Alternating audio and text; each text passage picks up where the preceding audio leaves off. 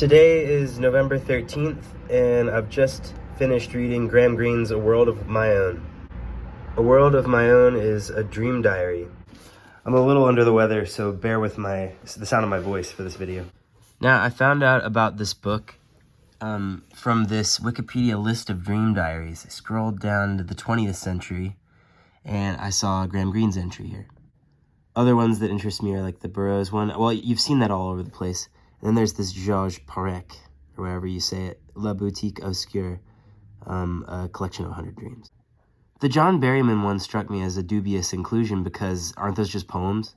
One of the things I wanted to say about this book is that it is about as long as a book of poems. It feels like a book of Paul Muldoon poems. And it looks rather like one with its black, just a black hardcover book. There's a John Ashbery poem in Collected Poems 1991 to 2000. In the Can You Hear Birds section, if you turn the page, there's a green heart by it, Sleepers Awake. This would definitely be in my personal golden treasury of John Ashbery.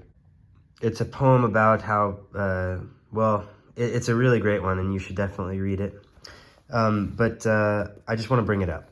I don't think I have any specific conclusions to draw. I mean, one of the things that's interesting about this is just that it's, you think you might be able to get some insights about how dreams might have been turned into a writer's fiction. But the problem is I can't make any conclusion about that because I've read like no Graham Greene books. I've read one, and The End of the Affair. I really loved The End of the Affair, which I've said I feel like 7 bajillion times on this channel. And I loved it so much I was just like, I'm a Greene Graham fan for life. I think that maybe the coolest dream in fiction is the dream in Crime and Punishment. You know what I'm talking about. Another part of the appeal is that I keep a dream diary. Here's mine. It says DD for dream diary. And I write in it every chance I get. I'm actually going to write in it something after I finish making this video. I'm interested in how my process has evolved of writing in this thing. I'm a wannabe writer, and this is something that you can really do that's satisfying if you're like a wannabe and you just don't have a good project. You feel like you don't have anything to say. Well, you have your dreams, so you write them down. And that's why I keep this diary. I've kept it for, I guess 6 years now. And I think maybe it's changed in style a little bit over the years. How, I don't know. But part of the process of reading back and enjoying this will no doubt now include references to this book. I found a lot of things in here that I do in my dream diary, and it was just fascinating as a read from a dream diarist's perspective. This article on the 6 books we could and should all write is pretty definitive. I wonder if dreams are in it. They're not. This writer's recommendations are better than mine, but this dream diaries are like a 7th book. They're like an appendix to this. As a wannabe writer, I was told to keep one of these, so I did as I was told. So here we have Graham Greene's A World of My Own, a dream diary. I'm the right audience for it, and I already like the writer, so I already knew this was going to go well enough. I think this read goes really perfectly for many people. This rating is, I think, kind of low on Goodreads. These are somewhat lukewarm, I think, to negative. I think if you're not super interested in dream diaries in general, or Graham Greene in general, you may not, you may just not find enough that's interesting. But you could also approach it as a collection of poems, of course. I've already talked about its similarity to a Paul Muldoon book. How did I find this book? On eBay. I spent $15 on it. Hardcover editions were all I could find. I think a paperback may exist. One of my reasons for buying it was thinking that there wasn't a copy on archive.org. Turns out there is a copy on archive.org still. It's one of the few things that hasn't been removed. So I was wrong about that. But in any case, I'm glad I got a copy. It has this nice texture to the dust wrapper. I think this book was published in 1994, which was a good year to come into the world. So like any ancient thing, it has a little bit of like yellowing to the spine here. And it looks really good. I was certainly pleased with the shape in which it arrived. I opened up the front cover and I found this newspaper clipping. It's from the Ann Arbor News, Sunday, February 21st, 1982. Graham Greene declares war on organized crime, rebelling against the town of, I think, Nice in France being really overrun by organized crime. Usually when you see these things clipped out and shoved in, you think that they're going to be book reviews, And so it was cool that this was something different. It added, it wasn't just some like, random review. Took that out to read the book, and I also took off the dust jacket. And yeah, remove that now. Yeah, my experience of the book was reading it in this nice kind of like paper and cloth black hardbound book. Gold, with gold letters on the side, slightly faded. A little bit of a frizzle to the a little bit of a furring to the cloth there. Occasionally while reading this, I would like daydream, gosh, what if I had one of those, orange spine penguin editions of this book? That'd be nice. I mean, for a fan like me, budding fan, I should say. Something I enjoyed was sometimes I would stop and look back at these books I haven't read and wonder, how many dream bits had found their way into them.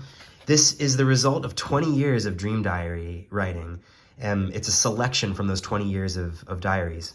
Really, it must be really, really heavily selected. The foreword deals with this rather well and unsentimentally. Yvonne Cloetta, Graham Greene's friend, as it's put here, is the person who, shepherded it into print. Contents of the book are arranged thematically, which makes sense. And what's cool about the thematic chapters is they differ in length. I thought that was really nice. Some of them, like love and happiness, and I think maybe one other. No, I think actually only love and happiness are one sections. They differ greatly in length, and there's so many different sections. I really do feel like the book could have been longer. I feel like there was a lot of sex left out of the book, Graham Greene basically says. And it seems like there is like a lot of violence was left out, with the exception of the Syria bit in the travel section. Travel. So I feel like if sex had been left in, this would be like a nice plump 250-page book, probably. Like, I don't know.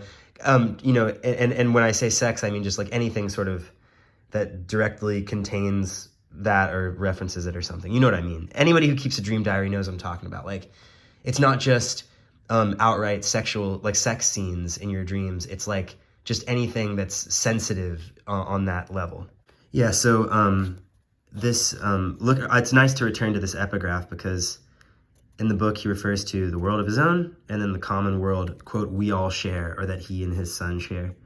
I don't do that in my dream diary, but I think it's nice as a construct to be able to say in the dream or in real life without having to use those kind of like unelegant terms. Yeah, so then I just read the book, and in the process, I kept a lot of notes. I started out on this piece of lined paper, just writing down things I liked. But then I switched to another piece of paper, this one, for pages 15 through 63, and then jumped back here for 64 through about 90. See, there's a mention of Papa Doc, who's a character in a novel of Graham Greene's that I want to get to really bad. And then I finally wrote on the back of this sandwich order slip. And I got all the way to the end where I wrote down a couple of conclusions. Maybe I'll just begin with those conclusions. It felt like there was kind of a little bit of a feeling of reading, when reading this, like you're scrolling through a bunch of YouTube shorts or like TikToks or Instagram reels of like just little discrete interesting things that are incomplete and kind of unsatisfying by definition, but interesting. And so when you get to the end, you want there to be more. You're not really satisfied, but you did have a good time, you did have a laugh. And then this last thing is, there's this wish fulfillment element. I said earlier that I'm a fan of Graham Greene and I keep such a diary, and that's like why this is interesting to me. But, there's also a wish fulfillment element of, as a writer of a dream diary, if you unite those two things, it's always kind of flattering to imagine that someone might want to actually read these things and think of them as somehow important to them. I guess I typically imagine like a nephew or something, but anyway, there's a bit of wish fulfillment to this. It seems like a dreamy prospect to have your loved one edit, and I don't think actually the loved one, Yvonne Yvonne didn't do the the selecting. Graham Greene did the selecting. But anyway, it's kind of a dreamy scenario, and like all good escapist, literary experiences, there's some element of wish fulfillment to this on some level. That was a really grand claim. Sorry to new people for this channel. I mean, I say a lot of inexact things. These are just like rough sketches of how I thought about a book. So anyway, disclaimer out of the way. I think the best way for me to do this is maybe to select from these little things that I liked, like 2 or 3 that I think are interesting, and then the rest I'll keep to myself and just stick back inside this book as it awaits its reread. The thing I did do is I noted the first time he said, I think, indicating that what he was writing in the dream, what he was writing wasn't necessarily, he thought, what happened. Like, it was what he thought happened. He was doing that rather little. When I typically write down my dreams, I'm like, maybe there was, maybe we went across the street, or maybe we went, into an open air market or something. All of that kind of shakiness is very, I think, typical of dream writing, but it took us till page 20 to actually get to that stuff. In the famous people chapters, there's a few of them. There's one for politicians, and then there's like one for people associated with stage and screen. I like how he describes becoming that person and then not being them over the course of the dream. That's something that happens to me a lot in my dreams, is like, you go in, like Dennis Quaid showed up in a recent dream of mine. And for a while I was Dennis Quaid, and then, I wasn't, I was watching Dennis Quaid, that sort of thing. It was nice to recognize that. I was reminded of what Art Nouveau is from this book. I had been getting it confused with Art Deco. Yeah. The third thing I'll point out is just a passage from the book that I enjoyed especially much. It's fresh on my mind because I just read it. And then I'll close this favorable review of A World of My Own, A Dream Diary by Graham Greene. The pages in this book were nice and thick, by the way. They were fun to thumb through. Thank you, Viking. Thank you, Viking, circa 1994. All right, Section 13, Science, a Nobel Prize winner. I had been reading a very interesting book written by a woman doctor who thought she had found a cure for a fatal disease of the intestines caused by a virus known as beep.